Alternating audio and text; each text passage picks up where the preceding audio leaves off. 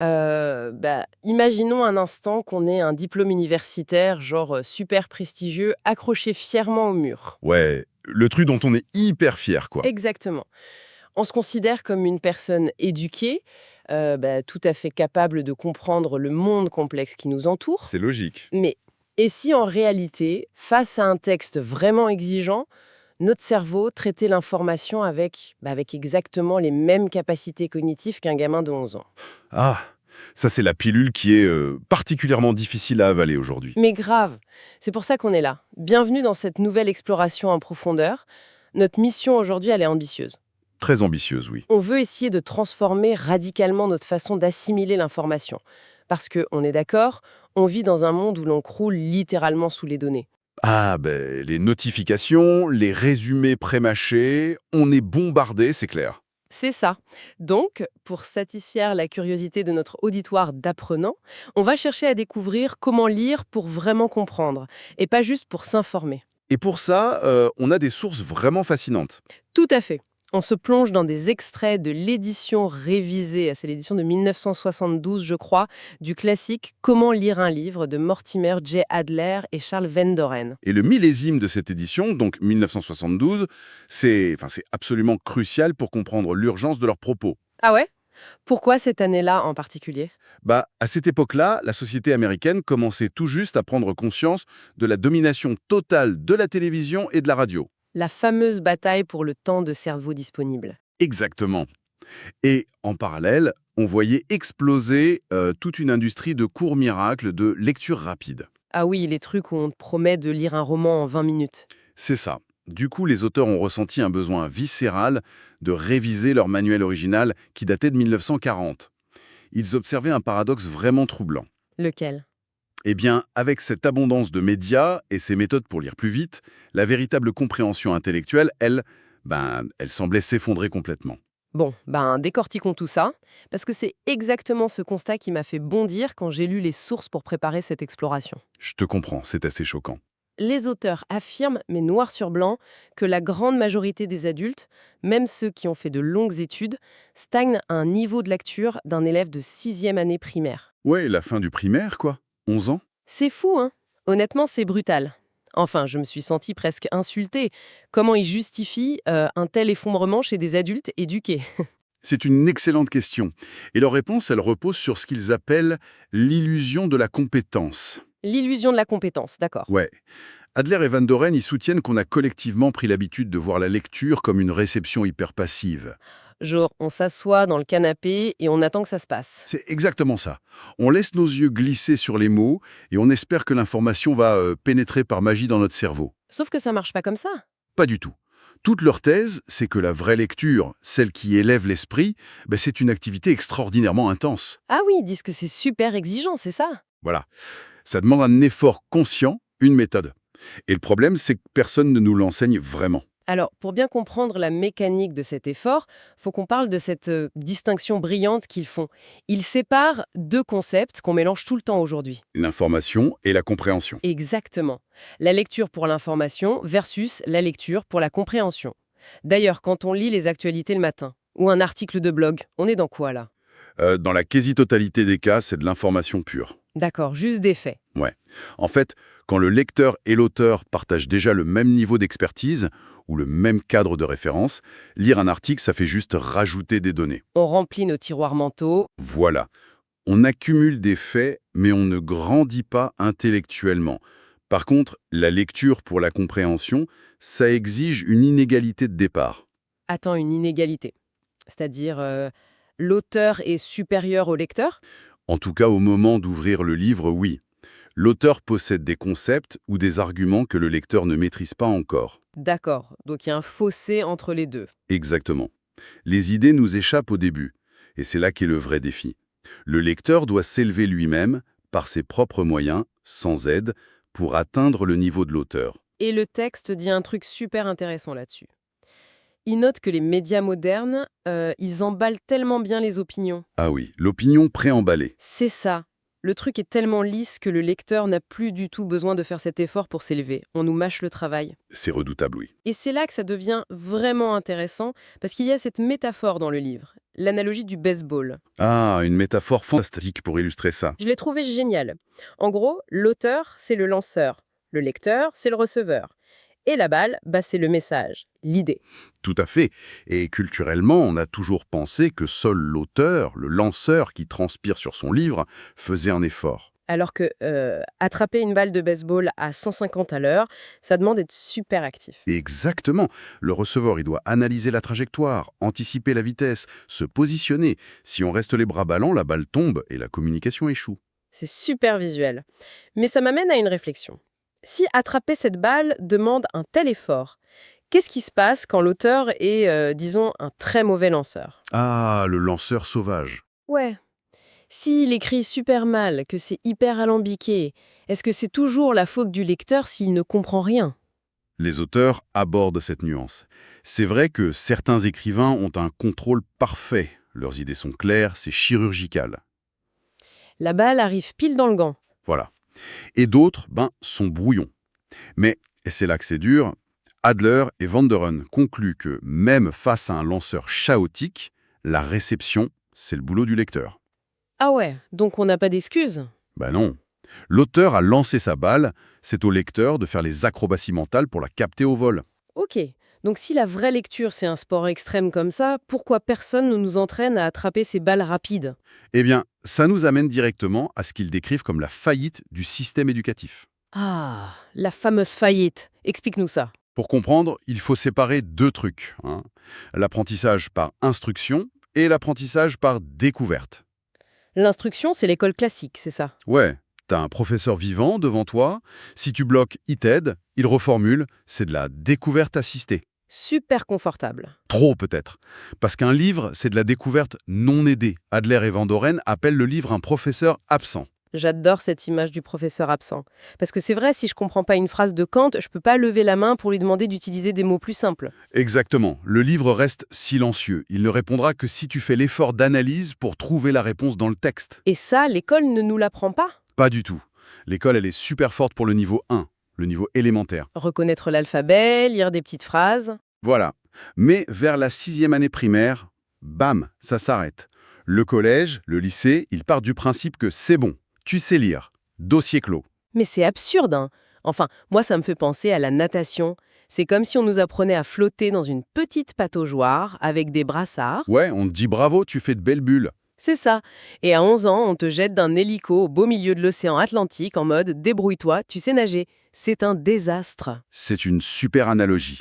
Et d'ailleurs, les sources donnent un exemple historique hallucinant de ce désastre. La City University de New York, en 1971. Ah oui, j'ai lu ce passage, c'est fou. Que s'est-il passé là-bas? Ils ont ouvert grand leurs portes à plein de nouveaux étudiants et ils se sont rendus compte que la moitié de ces jeunes, qui venaient d'avoir leur bac, avaient besoin de cours de lecture de rattrapage. Et ils savaient lire les mots, non? Oui, ils n'étaient pas un alphabète, ils savaient déchiffrer, mais ils étaient incapables de suivre un argument complexe sur 50 pages. Donc, ils savaient flotter, mais ils se noyaient dans l'océan des idées. C'est exactement ça. Et ce qui est fascinant ici, c'est que le livre propose une vraie solution pour naviguer dans cet océan. Ah, heureusement, c'est leur fameuse hiérarchie, c'est ça, les 4 niveaux. Oui, il structure ça en 4 niveaux de lecture. Le niveau 1, on l'a dit, c'est la lecture élémentaire. Que dit cette phrase? Ok, le niveau pataugeoire. Et après? Le niveau 2, c'est la lecture inspectionnelle. Le but, c'est de répondre très vite à de quoi parle ce livre. Ça, c'est super utile. Ensuite, le niveau 3, la lecture analytique, c'est la lecture complète, profonde. Et enfin, le niveau 4, la lecture syntopique. La lecture syntopique, c'est quand on lit plein de livres en même temps sur le même sujet, non? Voilà, c'est le sommet pour faire dialoguer les auteurs. Bon, on va se concentrer sur le niveau 2, la lecture inspectionnelle, parce que pour tous les gens qui nous écoutent et qui ont une pile de livres énorme sur leur table de nuit, c'est le raccourci magique. C'est vraiment l'art noble de l'écrémage. Mais attention, on ne parle pas de feuilleter au hasard en regardant la télé. Non, c'est super intentionnel. C'est l'écrémage systématique. Exactement. C'est comme faire une radiographie du livre. En quelques minutes, tu dois trouver le squelette. Et ils ont des étapes hyper précises. La première, c'est la page de titre et la préface pour trouver l'angle de l'auteur. Ouais. Ensuite, l'étape 2, c'est la table des matières. Il faut l'utiliser comme une carte routière. Et ça, c'est génial. Il parle de Milton, le poète, qui mettait des résumés au début de chaque chant. Aujourd'hui, on saute le sommaire. C'est comme faire un puzzle sans regarder la boîte. C'est une énorme erreur. Le sommaire, ça te donne l'argumentaire. Après, l'étape 3, c'est l'index. L'index à la fin du livre. Mais pourquoi? Tu regardes les mots qui reviennent le plus, ça te révèle immédiatement les obsessions de l'auteur et le jargon que tu vas devoir comprendre. Astucieux.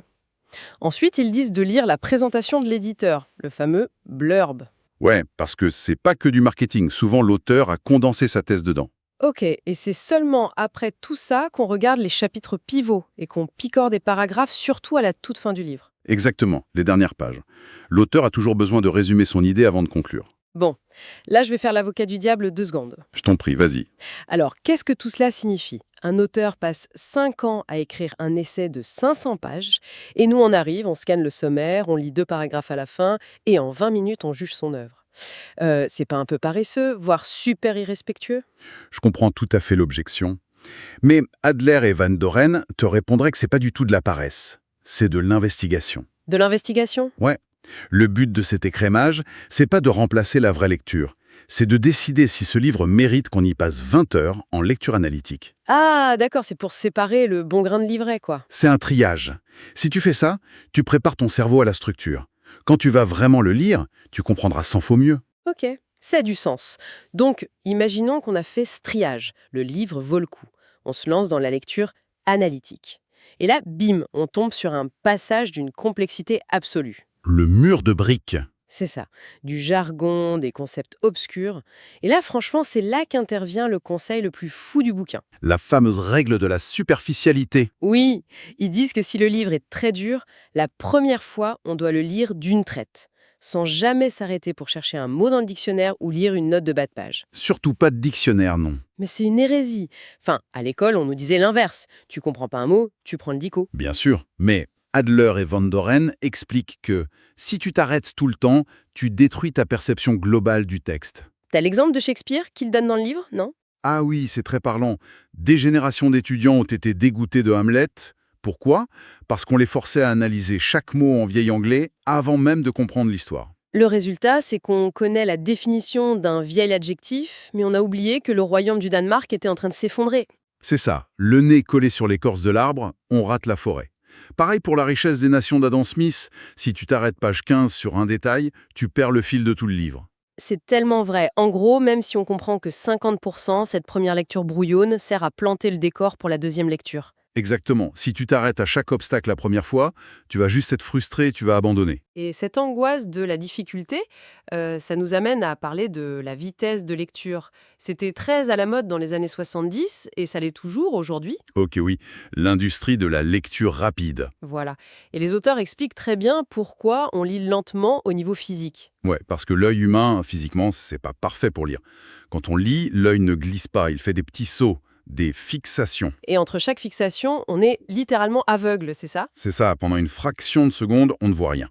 Et en plus, on fait des régressions. Ah, les régressions, c'est quand on relit sans cesse la ligne d'avant parce qu'on n'est pas concentré? Tout à fait. C'est une mauvaise habitude qui nous fait perdre un temps fou. C'est pour ça qu'il conseille d'utiliser son doigt ou sa main comme un pointeur pour balayer la page. Ça force l'œil à avancer et ça empêche de revenir en arrière. Mécaniquement, oui. Ça marche super bien. Mais attends, j'ai une question là-dessus. Si je commence à balayer la page super vite avec ma main, genre de plus en plus vite, est-ce que je comprends vraiment mieux? Et c'est là que l'industrie de la lecture rapide nous ment, en fait.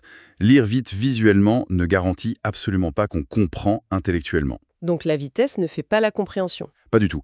Pour clore ce débat, le livre cite Blaise Pascal. Il disait un truc du genre « Quand on lit trop vite ou trop doucement, on n'entend rien ». On n'entend rien. C'est tellement puissant. N'est-ce pas? La vraie compétence d'un lecteur, c'est pas de lire 1000 mots à la minute. C'est la flexibilité. La boîte de vitesse mentale. Exactement. Les anecdotes, tu les lis vite, mais le cœur d'un argument philosophique, là, tu ralentis. Tu t'arrêtes même pour réfléchir. C'est comme en voiture. On roule pas à la même vitesse sur une autoroute et sur une petite route de montagne.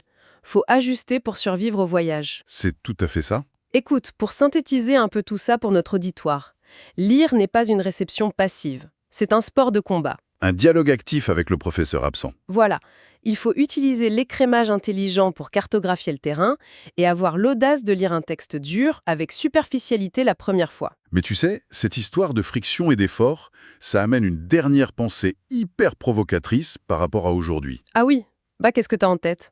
Mais pense à l'intelligence artificielle, les résumés de livres par IA en 5 secondes. C'est le summum de l'opinion emballée dont il parlait en 72. Oh waouh, l'IA enlève toute la friction. Exactement. L'algorithme lit et digère à notre place. Mais si l'élévation de notre esprit ne vient que de la friction, de l'effort de se hisser au niveau de l'auteur, Oui, de la lutte quoi. si on délègue cette lutte à l'IA, est-ce qu'on ne risque pas de voir nos muscles cognitifs s'atrophier définitivement et de rester tous collectivement au niveau de compréhension de la 6e année primaire? C'est une pensée fascinante et franchement terrifiante. Si la machine attrape toutes les balles à notre place, ben on oublie comment utiliser nos propres mains quoi. C'est le risque, oui. Eh bien, ça donne vraiment matière à réflexion. La prochaine fois qu'on ouvrira un livre, on pourra s'observer. Est-ce qu'on cherche la facilité ou est-ce qu'on accepte l'inconfort pour vraiment grandir intellectuellement? Il va falloir choisir. C'est sûr. On a passé trop de temps à flotter dans la pataugeoire. Un océan de compréhension nous attend. Faut juste oser nager. Un immense merci d'avoir décortiqué ces idées avec nous aujourd'hui. Gardez l'esprit grand ouvert et à la prochaine.